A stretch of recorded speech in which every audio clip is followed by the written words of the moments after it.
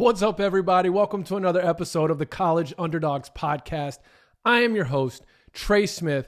And boy, we have just a flurry of reports coming in the Group of Five world of college football.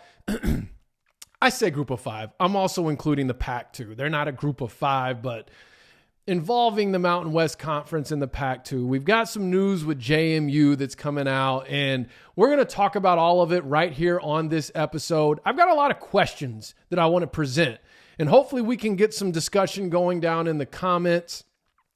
Most of my questions are pertaining to the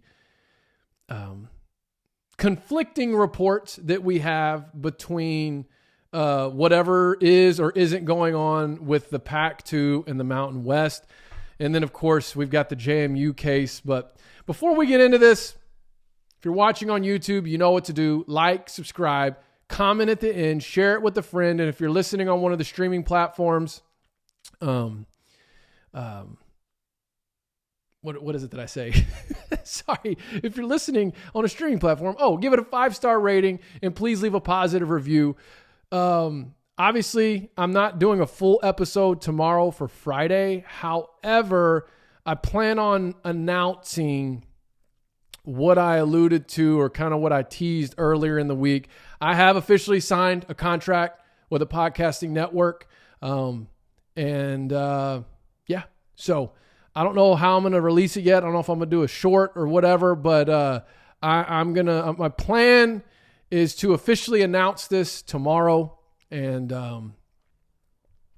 go from there. I've got still some follow-up kind of onboarding type meetings early next week before the show is officially, plugged into this platform. But good news is nothing's changing. If you watch on YouTube, nothing changes for you.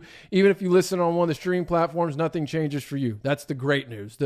What I believe will help take this to the next level is that it's going to now be a part of a network with a much larger reach and a much larger platform of influence that hopefully plugging this show into it can help expand the reach of the College Underdogs Podcast. And all right, let's get to today's news. So JMU, they were denied officially by the NCAA. Like their request for a waiver was officially denied. And then earlier this morning, Pete Thamel put out a report that the Attorney General, who we talked about on this show, I feel like we were talking about it right here before it's gotten to the level of ESPN as far as the Attorney General lobbying for JMU. Well, the report this morning was that he was looking into filing a lawsuit.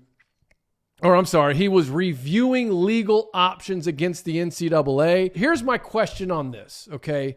One, I wasn't surprised that JMU was denied. I was hopeful that they would get the waiver because I do think they're in the midst of a very special season. But I also understand both sides of that coin. So I wasn't surprised. What I'm not understanding is what grounds does this Attorney General have to stand on in court when this was a signed agreement? It's not like the NCAA just came out of nowhere and said, "Nah, we're gonna make you wait another year."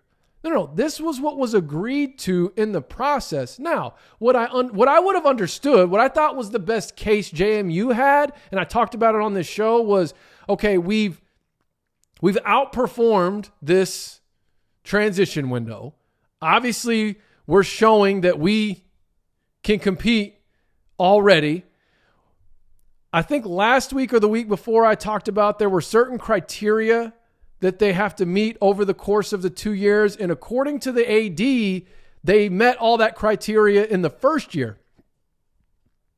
So my thought was, okay, you take both of those, put them together, and that might be a case to, not a court case, but like a case you're making to convince the NCAA to approve a waiver. Saying, hey, we've come in, here's what we've done. We've done everything we're supposed to do ahead of schedule. We're competing at the best of the, at the highest level already. We don't need 2 years in order to get acclimated. Obviously, we only needed one. Can we get a waiver for this year as we are on the cusp of a very special season? I thought you could make a case there to convince the NCAA to go, all right, let's give them the waiver. But no way does that argument obligate the NCAA to grant a waiver because of the signed agreement that's already in place. So I'm going to try to follow this a little bit closely as it develops. Part of me thinks it's more of a scare tactic.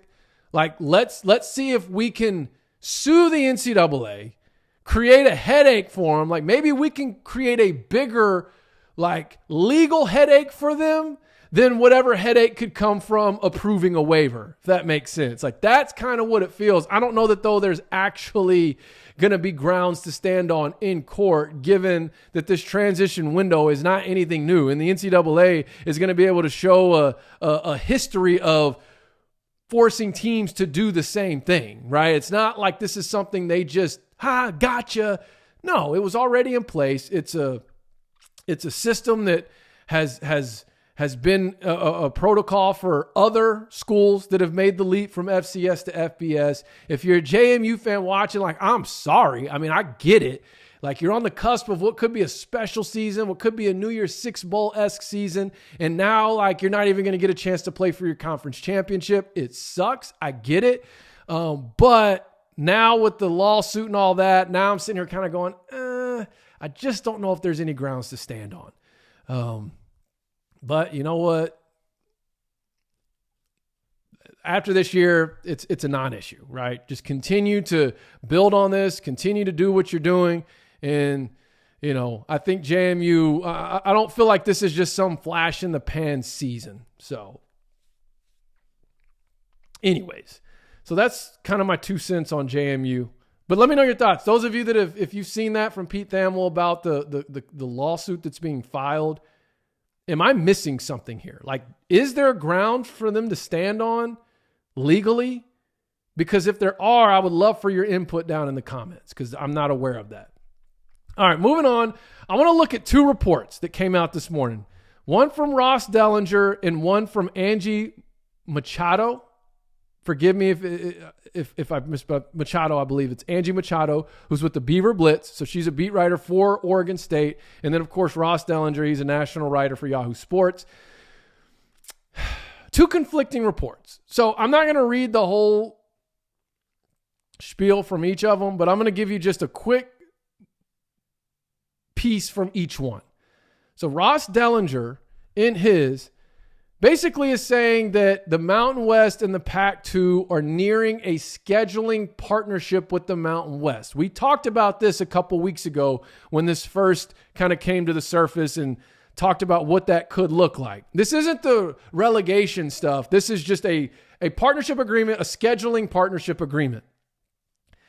Dellinger says the agreement expected to include a lucrative financial package for Mountain West members, is likely to feature a long-term commitment to the conference with an intent at a full merger beyond this 2-year cycle. Now, here's the kicker to me. This is the most important part of this article, in my opinion.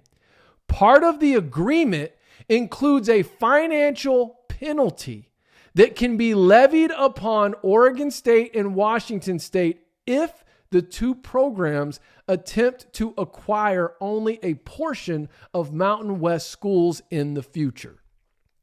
So basically, what that is saying, and if you remember, we talked about this, is the Mountain West, if they're going to enter into some sort of arrangement with the PAC-2, they better have some protection from getting poached.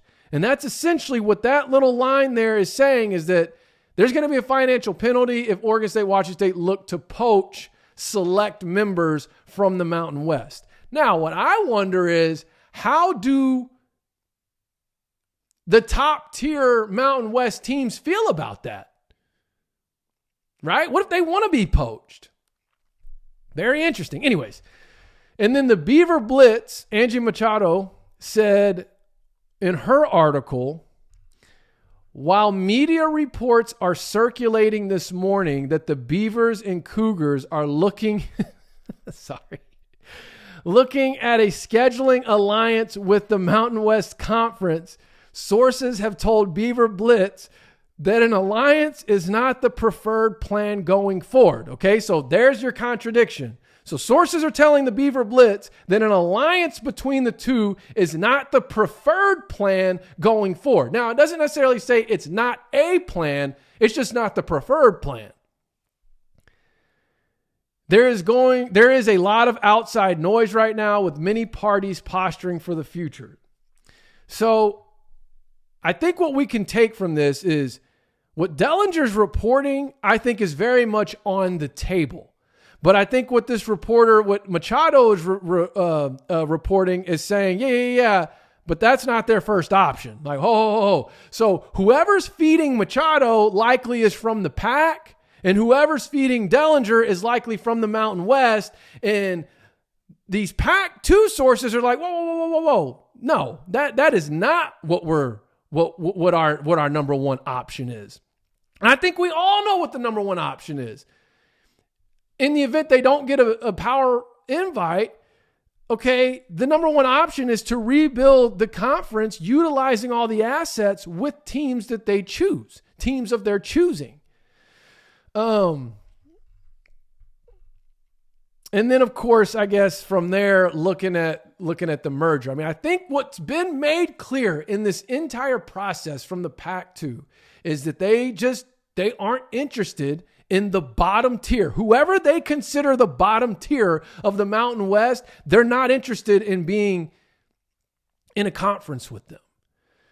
But so that's kind of where we're at right now. So I'm curious to know your thoughts. Like, where are you at on this? What are your thoughts? Here's the thing though, right? Because then you think about like the American Conference. If the PAC starts to rebuild, does the American Conference need to go on the defense from getting poached? And I think right now,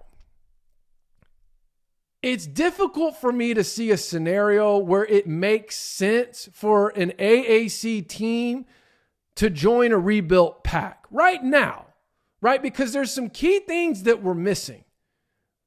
What are the three reasons you change conferences?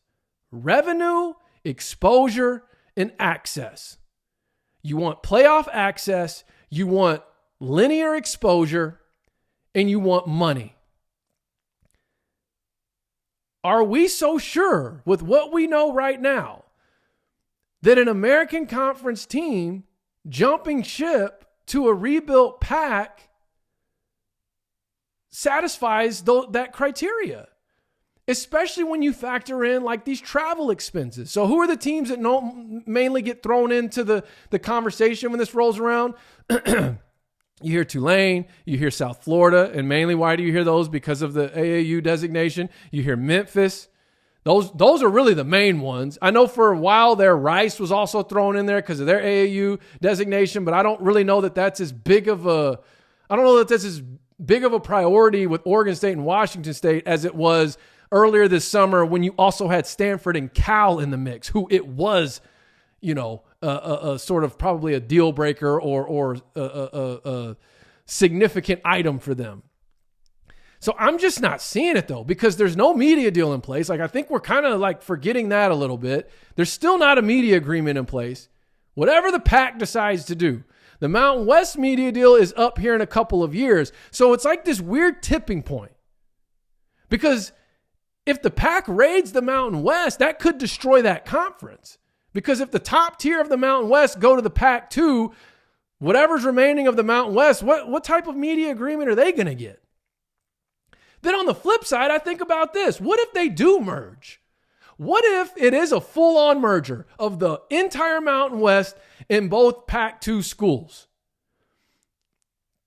I have some questions on that. The first one being, do you retain your Auto 5 status? And really at this point, in my opinion, what really makes the Auto 5 status mean something now, or what will answer that question, I should say, is if the playoff model stays at 6-6 or if it moves to 5-7. regardless of all the logistics around what the autonomy 5 means and autonomous status means, bottom line is if the Mountain West and the Pac-12 merge and the CFP goes to 5-7, I think that answers your question. Now, if it stays at 6-6, which I'm obviously going to be an advocate for, maybe that holds some weight. But then from there, like just thinking practically here, all right, you have the Pac-2 and the Mountain West merging. How much more valuable is the lineup of teams in the Mountain West when you add Oregon State and Washington State? And I'm not saying this to be like, first off, if you've been watching me since all this came about, like early in the summer, I've been a strong advocate for Oregon State, Washington State. So I'm not saying this to like disregard or disrespect. I'm just saying, like, from a media deal standpoint, how much does that really move the needle? Does it move the needle? Yeah, absolutely. But like, does it take you from a $3-4 million a year payout to a $20-30 million a year payout? No, right? So it's like, okay, or does it take you to where you get a deal that's more comparable to what the American Conference has right now with their $1 billion deal that's not up for another 7-8 years? And according to Mike Oresco, back at Basketball Media Days, he was not concerned about that deal being impacted in a negative way, given the exit of the teams that have already left plus SMU. And this was before the Army situation was made official. So I'm just trying to think about this logically here, right? Like, if you're an American Conference team, does that really make sense? Because likely, if I'm looking at it, I would think the Pac-2 is probably going to build. They're probably going to build with 6 to 8 maybe Mountain West teams. I mean, the only way I could think of it to really make sense is if they were able to build out an entire southeastern like wing of teams, pod of teams. And even then, I'm still not so sure it's going to be able to command this big payday. So my next question then is, will a merged Mountain West and Pac-2 conference have a better shot at that playoff spot than the American Conference? Okay, think about this for a second. And somebody, it was the Utah State. I can't think of the name, but it's I don't remember the name, but their profile picture is a Utah State graphic. And they comment time to time here on the channel, which I appreciate. And typically brings the Mountain West perspective, which is totally welcome here. And pretty much, usually when this, I don't know if it's a he or she, but normally when they comment, it's very sound and reasonable. And one of the things that they just put in the comments a couple of days ago was the downside to the Mountain West is because it's got good teams top to bottom, they beat each other up all throughout the season. So then it creates a more of a pathway for the American Athletic Conference to get that playoff bid. Or I guess right now, the New Year's Six bid. I mean, technically this year is supposed to be like a rebuilding year, down year for the conference, the AAC. But right now, the AAC has a team that's in the driver's seat to get that New Year's Six bid, which next year would be a playoff bid. So what I'm saying, you throw Oregon State and Washington State into that litter of teams in the Mountain West, first off, you got to look at how that might impact from a transfer portal standpoint, right? Is it going to be the same caliber Oregon State team that's in the Pac-12 in the Mountain West? Of course, their facilities aren't going anywhere, right? So, I mean, that's at least from an Oregon State standpoint. So I'm like, okay, does that conference become like the sure shot conference that's going to put the playoff bid out there? I'm not so sure. I think part of what has given the American Conference the advantage with that over the years is the fact that, like there's parity, but it's there's always 2 or 3 teams that separate from the pack as the season plays out. You know, think about when it was, you know, a couple years there was UCF, then it was Cincy, and then it was Memphis had their year with Norvell's last year. You know, now you have Tulane, right? I really felt like SMU was getting ready to step into that spot to be one of those teams, and they're proving it right now, but they're getting ready to leave. And so we'll see a team like UTSA, if any of the other newcomers or if any other existing teams start to get their stuff together. Point being is, it's like, I'm still not so sure that you have a better shot at access by joining a rebuilt pack. And it really depends on what they do with the playoff model, honestly. And then, you know, I talked about what type of media deal would that conference command. Would it be full streaming? And so that's another thing you got to consider. Right now with the American Conference, I mean, you have a good chunk of streaming, but it's at least on an app that most people have. And then you also have a good chunk of linear coverage. And then I guess my last question is, before I wrap up, is, you know, I look at these conflicting reports. The Mountain West wants to enter into this partnership agreement that evolves into a full-blown merger. The PAC-2 is not ready to commit to something like that. Yeah, they know they need to figure out the scheduling for at least the next 2 years, but they ain't trying to make a long-term commitment to this top-to-bottom conference. It's more about, yeah, we need help scheduling, but we want to be able to take who we want, especially with control of these assets.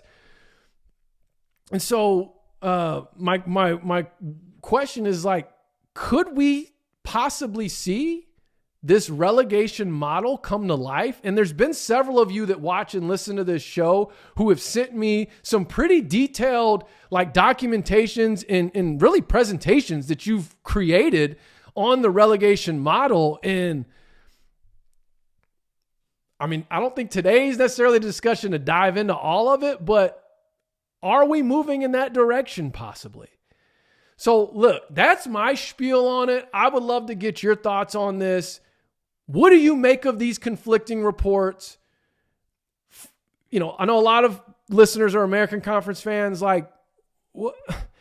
I mean, even those of you that are in fan bases that are so desperate to get out of the AAC, like, does that still look like, does that move look like it would make sense to, like, basically jump to a reformed Mountain West in a sense, just under a different banner? Now, again, like I said, could they absorb a southeastern wing or a southeastern, you know, pod? I still just, I don't see it. Really, if you're an AAC team trying to get a Power 5 bid, you almost are better off waiting to see what happens with the ACC, right? Does Clemson, does North Carolina, does Florida State, do those teams find a way out? It's going to be tough, but anyways, I don't know. And look, these are just my thoughts. I'd love to get yours, even if they're, you know, different than mine. Hopefully get some discussion amongst listeners with each other, viewers with each other down in the comments. But that's it for me today, man. Thank you for watching or listening to another episode of the College Underdogs Podcast. That's it for me, Trey Smith, signing off.